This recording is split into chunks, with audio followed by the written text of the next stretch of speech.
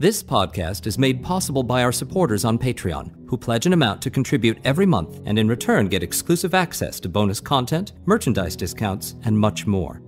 If you'd like to join our family and help us continue to bring you the very best in audio drama, please go to patreon.com/Gotham Variety and subscribe. That's Patreon/Gotham Variety.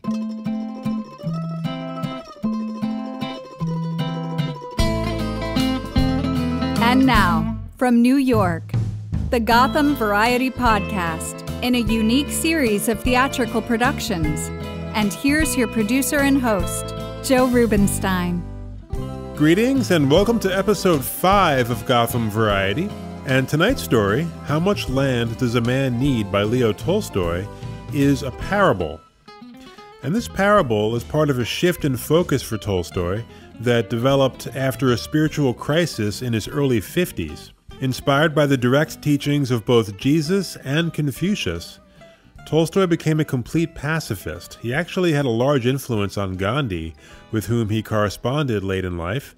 He criticized both organized government and the institution of the church, was finally excommunicated from the Russian Orthodox Church in 1901, and finally, and this is relevant to our story tonight, he became staunchly anti-materialist, rejecting his inherited and earned wealth, including profits from the copyrights on his earlier works. And so tonight, a story with a message. How much land does a man need?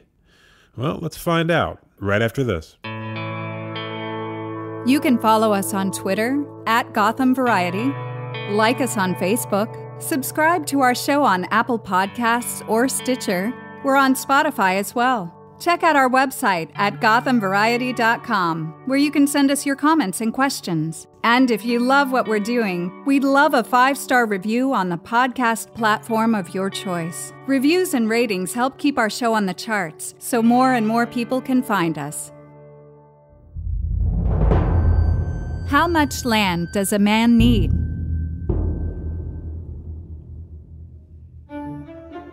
A woman came to visit her younger sister in the country. The elder was married to a tradesman in the city who made a good living, the younger to a peasant in the village.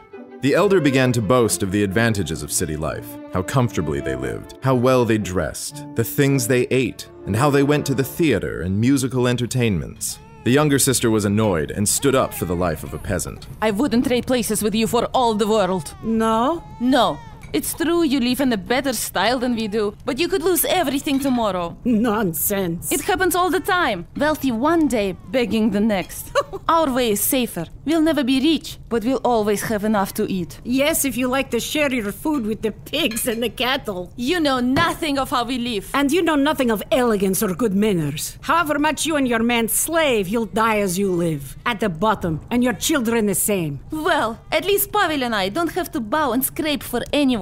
And you, in the city, you're surrounded by temptations. Please. Today you're all right, but tomorrow, the evil one could tempt your husband with vodka, or women, or games of chance, and then you'll be ruined. Oh, evil one. Don't laugh. It happens every day. Believe what you want if it makes you sleep better at night. Pavel, the master of the house, was lying on top of the brick oven to keep warm, and he listened to the women talk. It's true. Busy as we are tilling the soil, we peasants have no time to let any nonsense settle in our heads. Trouble is, we don't have enough land. If I had plenty of land, I wouldn't fear the devil himself. But the devil was sitting behind the oven and heard all that was said. He was pleased that the peasant's wife had led her husband into boasting. So, he won't fear me when he has enough land. We'll see about that. I'll give him his land, all right. And that's how I'll get him under my power.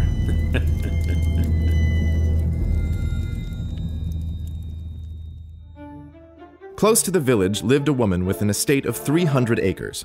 She got along with the peasants, but the old soldier who managed her land burdened the people with fines. No matter how careful Pavel was, a horse of his would get among the woman's oats, or one of his cows would stray into her meadows. and it cost him. They'll ruin us with these fines. Soon we'll starve. It's all right, Pavel. We have enough. That spring, word got around that the woman was to sell her land, and that Petrovich, the innkeeper on the high road, was bargaining for it. If Petrovich gets the land, the fines will be doubled. Petrovich, he's a drunken pig, that one. The peasants formed a commune and went to see the owner. She agreed to let them buy pieces of the land individually, each according to his means.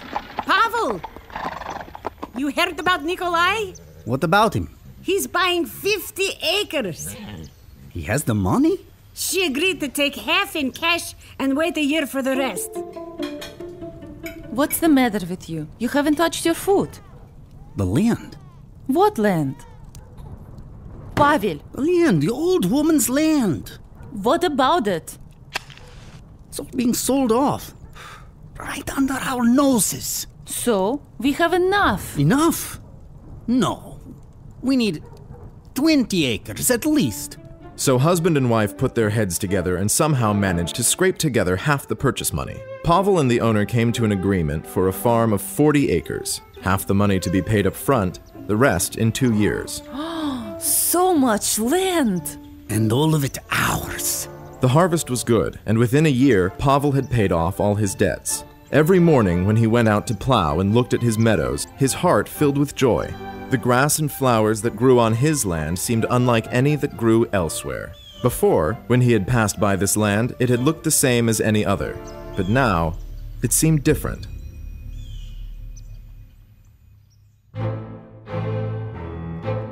Everything would have been perfect if only his neighbors didn't trespass. The communal herdsman would let the village cows stray into his meadows, and horses from the night pasture would get among his corn. Pavel turned them out again and again, forgave their owners, and for a long time he prosecuted no one. But finally, he ran out of patience and complained to the district court. They mean no evil, I know. But I can't keep overlooking it, or they'll destroy everything I have. No. They must learn their lesson. So he taught them a lesson, and then another, as 2 or 3 peasants were fined. Now Pavel's neighbors began to resent him, and sometimes they would let their cattle onto his land on purpose. One peasant even got into his woods at night and cut down 7 lime trees for their bark. 1 or 2 would have been bad enough, but this motherless bastard cuts down a whole clump. It was Simon, I know it. Oh, hello, Pavel. Where's your husband? Plowing? What do you want?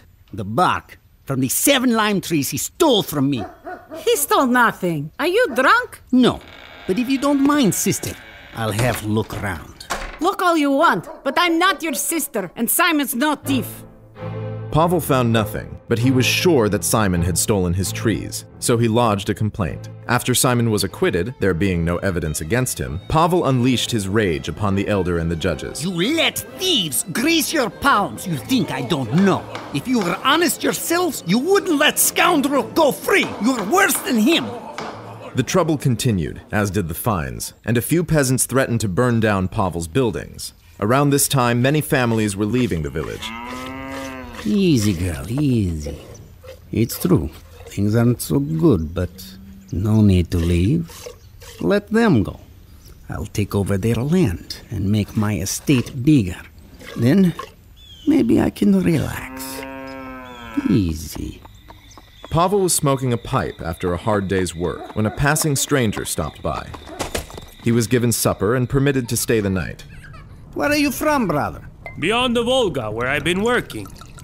You own land there? No, but many from my village are moving to those parts. They formed a commune and were granted 25 acres per man. I have 40 myself. Well, you're much blessed. Yes and no. Is it good land for farming? The rye grows to the top of your head. One fellow brought nothing with him, and now he has 6 horses and 2 cows of his own.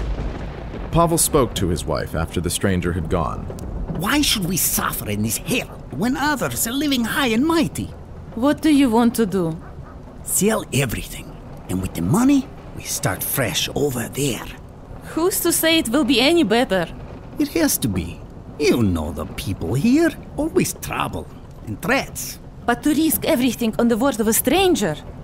Well, no, you're right. I'll go first and have a look for myself. Pavel took a steamboat down the Volga to Samara, walked another 300 miles on foot, and finally reached the place. The stranger hadn't lied.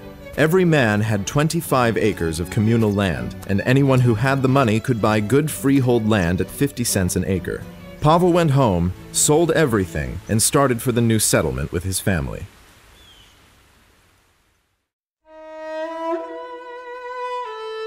Pavel now had 3 times as much land as before. He wanted to grow more wheat, so he rented land from a dealer for a year. It was a good crop, but the land was too far from the village. He had to cart the wheat over 10 miles every day.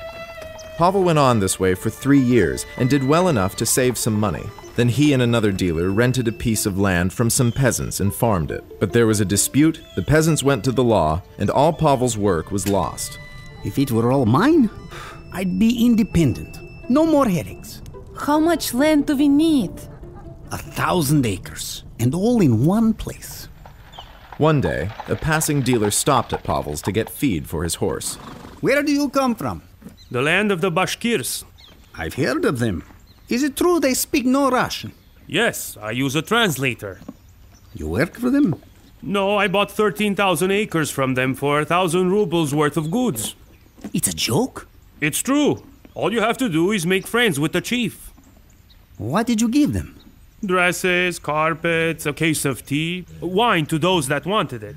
And the price for the land? 2 cents an acre. No.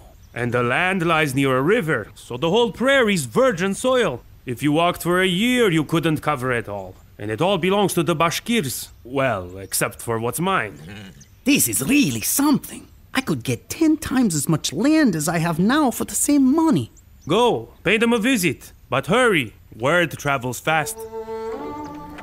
The next day, Pavel and his servant headed for the land of the Bashkirs. After 300 miles, they came to a place where the Bashkirs had pitched their tents. It was just as the dealer had said. The Bashkirs never thought about doing any work. All they cared about was drinking tea, eating lamb, and playing their flutes. They came out of their tents and gathered around their new visitor, as an interpreter was found. I'm here to talk about some land. The Bashkirs led Pavel into one of the larger tents and had him sit on some down cushions placed on a carpet.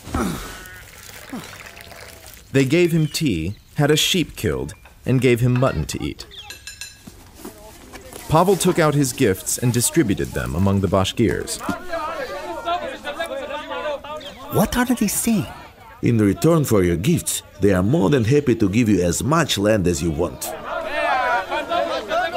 What's this, a dispute? I knew it. Well, some of them think they should ask their chief about the land first, but others say there's no need to wait. Why wait? Suddenly, a man in a fox fur cap appeared. Everyone stopped arguing and rose to their feet. Who's that? The chief. Ah, good. It is an honor, sir. I've brought you the finest carpets in the land and 5 pounds of tea. Thank you. You speak Russian? I speak many languages. My friend, choose whatever piece of land you like. We have plenty, as you can see. Thank you. I only want a little. Fine. Shall we drink on it? Yes, but... Go on, speak up. You see, life and death are in God's hands, and you may give me the land today. But in the years to come, your children may want it back. I see. All right. Once you have chosen your land, we'll go to town where there's a scribe, and we'll have the deed properly sealed. And the price? The price, yes. 1,000 rubles per day. Per day?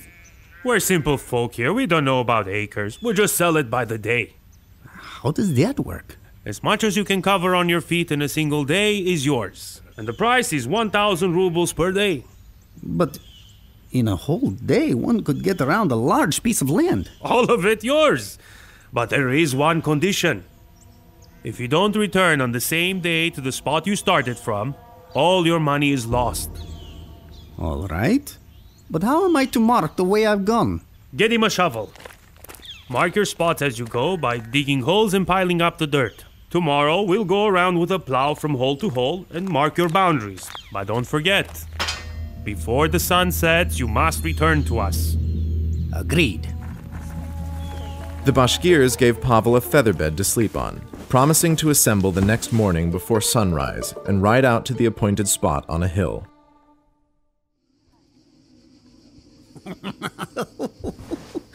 What a piece I'll mark off. These fools! It's summer and the days are long. I can go 30 miles easily. I'll rent out the lesser land to peasants and farm the best of it. I'm rich! Pavel kept scheming, but just before dawn he fell asleep and had a strange dream. He thought he was lying in the same tent, but there was someone chuckling outside. He went out and saw the chief sitting in front of the tent, holding his sides and rolling with laughter. What's so funny? But now it wasn't the chief, but the dealer who had recently stopped at his house and told him about the Bashkirs. Oh, it's you. But now Pavel saw that it wasn't the dealer at all, but the stranger, who had come from beyond the Volga to his old home. But then it wasn't the stranger either, but the devil himself, with hooves and horns. On the ground before the devil lay a man, barefoot with only trousers and a shirt on. Pavel looked to see who it was, and he saw that the man was dead, and that it was himself. Oh, such terrible things we dream, nothing good. Well, it's almost dawn, time to start. The Bashkirs rose and assembled, and the chief came too. Did you sleep well? Yes, thank you. Good. Some tea? No, I'd like to get started. As you wish. As far as your eye can see, all this land is ours. Yes. Pavel's eyes grew moist. It was incredible. All black, virgin soil, and in the hollows, different kinds of grasses grew chest high. The chief placed his fox fur cap on the ground. That's the mark. Start from here and return before the sun goes down. All the land you cover will be yours. Pavel placed his money in the cap and then took off his outer coat. He put a bag of bread in his coat pocket and tied a flask of water to his hip, all the while considering which way to go. It all looked so tempting. Go toward the rising sun. The sun's rays had hardly flashed over the horizon when Pavel, carrying the shovel over his shoulder, went down into the land. Steady. Not too fast, not too slow. After 1,000 yards, he stopped, dug a hole, and piled up the turf. Feeling strong, he quickened his pace. After a while, he dug another hole, then looked back. He could still see the Bashkirs. 3 miles, maybe less. Take off your coat, you'll go faster. It was quite warm now. He glanced at the sun and thought about pausing for breakfast, but decided against it, walking on after taking off his boots. Easier without him. Go for another 3 miles, then turn left. Oh, but that spot there is perfect. You'll be ashamed to lose it. My God, the further I go, the better it looks. On he went, and now when he looked back, the people looked like black ants. All right, that's far enough in this direction. Look, I'm sweating already.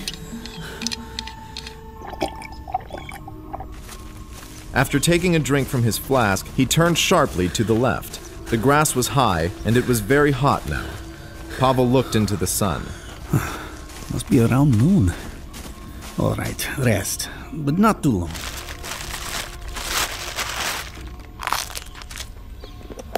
After a while, he continued on. The food had strengthened him, but the heat was strong now, and he felt sleepy. Sleep tonight, brother. A few more hours to suffer, a lifetime to live. All of it mine.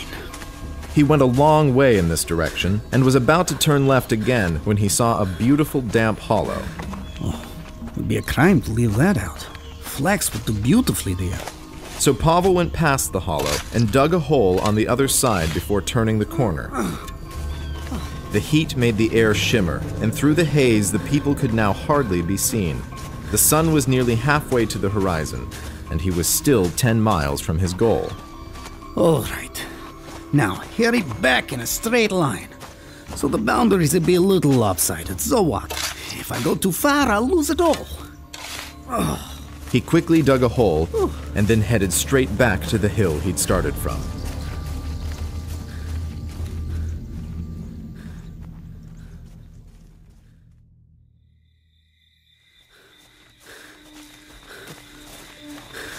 But now Pavel was in some difficulty.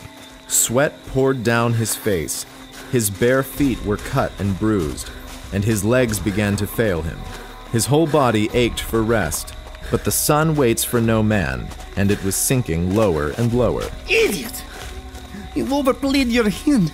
If I'm late, 1,000 rubles lost, and nothing to show for it. He began to run, throwing away his coat, boots, and flask, keeping only the shovel which he used for support. I took too much. More than I needed. Ruined everything. I'll never get there before sunset. He heard the Bashkirs shouting at him, and their cries inflamed his heart still more. The sun, blood red and cloaked in mist, was now very close to the rim. You'll kill yourself at this pace. No, I can't stop. Pavel could see the people on the hill waving their arms at him to hurry up. All this land, but will God let me live on it? A portion of the sun had already disappeared. Pavel rushed on, bending his body forward so that his legs could hardly follow fast enough to keep him from falling. And just as he reached the hill, it grew dark. The sun had set. All for nothing. But Pavel still heard shouting. Then he realized that to him, from below, the sun seemed to have set, but on the hill, they could still see it. He took a deep breath and ran up the hill. He reached the top, where it was still light, and saw the fox fur cap on the ground. Before it sat the chief, laughing and holding his sides. Then Pavel remembered his dream, and as his legs gave way beneath him, he cried out and fell forward, touching the cap with his fingertips. Haha, yes. What a fine fellow. He's gained much land. Pavel's servant came running up and tried to lift him, but saw that blood was flowing from his mouth.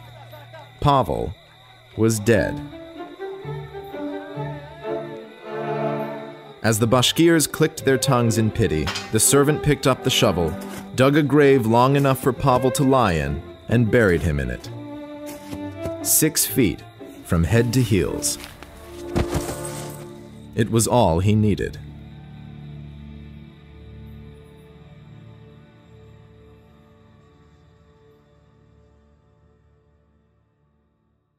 That's a hard lesson, courtesy of the great Leo Tolstoy. In tonight's cast, Vince Philip was Pavel, Samuel Juhora played the devil in all his myriad forms, Paulina Simkin played Pavel's wife, Hallie DeVesteren played her sister, Garas Sandler was the interpreter, and the narrator was Brian Alford. Tonight's story, published in 1886, was adapted by yours truly and featured music by Bela Bartok, Musej Zolnowski, Dumitru Bugici, and I did the remaining music and all the sound as well. Final thoughts right after this. Your feedback is important to us. On Twitter, @Gotham Variety, on our Facebook page, or you can email the program, joe@gothamvariety.com. Really, however you'd like to engage with us, we love engaging with you. And if you'd like to join our family and get exclusive access to bonus content, please go to patreon.com/GothamVariety and subscribe. On October 28, 1910, in the middle of the night, Tolstoy left his family home for the last time. In a letter, he wrote, "I am doing what old men of my age usually do, leaving worldly life behind to spend my last days in solitude and quiet." He then boarded a train headed south, and according to sources, spent his final hours preaching love and nonviolence to his fellow passengers before taking ill and dying of pneumonia at the railway station in Astapovo at the age of 82. Tolstoy received multiple nominations for the Nobel Prize in Literature, including every year from 1902 to 1906, but never won. A major Nobel controversy, one of many, but thankfully, he left behind a treasure trove of great works, including Anna Karenina and War and Peace, both absolute pinnacles of realist fiction, and probably the most moving book I've ever read on the topic of death, a late novella called The Death of Ivan Ilyich. Highly recommend it. He was a rare talent and quite an individual. Well, it's time to close. We thank you for joining us once again here on Gotham Variety, and please rejoin us on January 15th for episode 6. Happy holidays to all of our listeners, and we'll see you back here with more stories once the calendar turns to the 20s. Take care.